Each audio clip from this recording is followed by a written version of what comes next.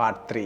சில Bible versus சொல்கிறேன், நீங்கள் ப்ரே பண்ணும்போது யூஸ் பண்ணிக்கோங்க. Hey guys, it's day 29 of Lenten series about prayer. எப்போவும் நீங்கள் பீஸ்ஃபுல்லாக இருக்கணுமா?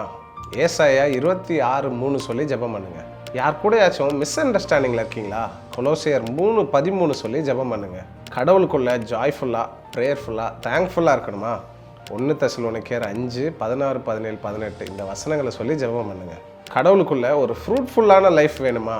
யோவான் 15:5 வசனத்தை சொல்லி ஜெபம் பண்ணுங்க. உங்கள் பிளான்ஸ் எல்லாமே கடவுள்கிட்ட கொடுத்து சங்கீதம் 37:5 சொல்லி ஜெபம் பண்ணுங்க.